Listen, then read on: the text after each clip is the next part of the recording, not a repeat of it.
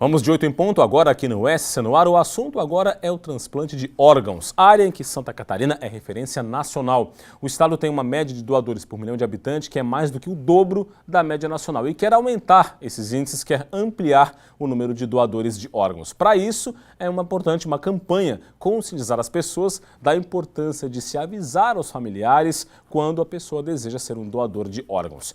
Para falar mais sobre esse assunto, eu converso agora com o Joel de Andrade, Dr. Joel de Andrade, que é o coordenador da SC Transplantes, o nosso entrevistado de hoje aqui no 8 em Ponto. Doutor, bom dia, tudo bem? Bom dia, muito obrigado. Doutor, por que é importante, né, trabalhar a família quando o assunto é a doação de órgãos? É uma questão de natureza legal, é isso? Exatamente, porque a lei de transplantes no Brasil, que completa 20 anos no ano que vem, 2 décadas de atividade, ela é extremamente clara. A doação ela pode ser feita pela família. Então, não existe nenhum dispositivo legal que permita ao cidadão se registrar como doador e ter sua vontade garantida, a menos, obviamente, que ele tenha uma estrutura jurídica enorme por trás dele para fazer valer essa vontade. Mas, no natural, no normal, quem autoriza são as famílias. Bom, o senhor é uma das referências nacionais nessa área, não é? De que maneira a campanha da SC Transplantes pretende conscientizar as pessoas sobre essa importância do contato, do diálogo familiar para a doação de órgãos? Estamos no mês de setembro, discute-se a doação.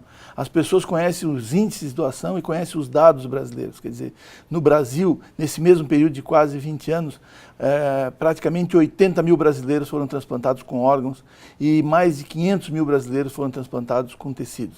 Em Santa Catarina, esses números superam os 15 mil.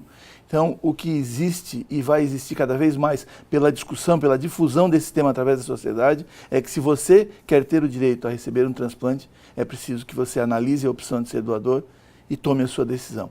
E as pessoas têm tomado a decisão em prol da doação. Muito bem, falando exatamente sobre doação, então aprofundando essa questão, Santa Catarina tem dados que se comparam a países de primeiro mundo. De que maneira a estratégia catarinense foi bem sucedida e de que maneira ela pode servir de exemplo para outros estados também avançarem nessa área?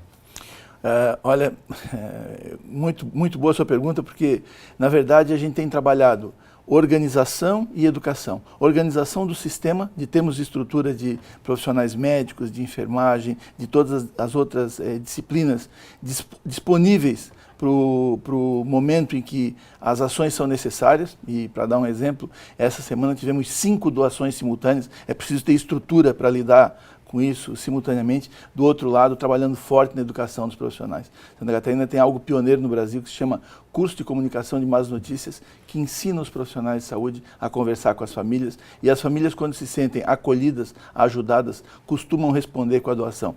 Parece uma estratégia simplista, mas não é. Ela é uma estratégia tremendamente efetiva, tem tido sucesso e tem inspirado vários outros estados brasileiros. E esse é realmente um ponto-chave, né? Porque essa abordagem, no momento em que a família está enlutada, sabe da morte do seu ente querido, enfim, e está abalada emocionalmente, é o momento de se chegar com um acolhimento, com um calor humano, com um atendimento diferenciado para que essa família, então, possa dar a resposta necessária e autorizar a doação? Perfeito. Nesse grau de prioridade que você coloca. Primeiro, acolher. Primeiro, ajudar. Primeiro, se mostrar disponível aos interesses que a família tem. E por último, quando a família se sente plenamente ajudada, não pedir os órgãos, mas sim oferecer a possibilidade de doação, que é mais um alívio que a família pode ter em saber que a perda daquele ser querido, aquele ser amado, não foi uma perda vã, foi algo que trouxe sentido para outras pessoas. Esse conjunto de coisas traz sucesso e resultados que são muito bons e a gente tem observado progressivamente melhores. Santa Catarina andou avançando, não é, no estado nos últimos tempos em relação à fila de espera para um transplante de órgãos. Em algumas situações, a fila chegou até próxima de 0, não é?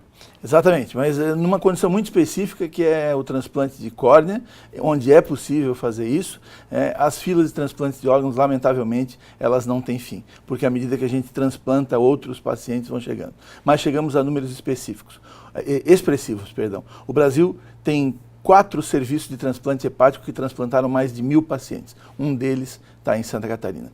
Em todos os transplantes de órgãos que fazemos, nós temos números que nos põem entre os melhores serviços do Brasil. E isso tem que orgulhar muito os catarinenses, porque os catarinenses são diretamente responsáveis por esses resultados. Para a gente fechar, doutor, para manter esse nível, esse patamar de dados, de estrutura agora, o que é preciso melhorar ainda?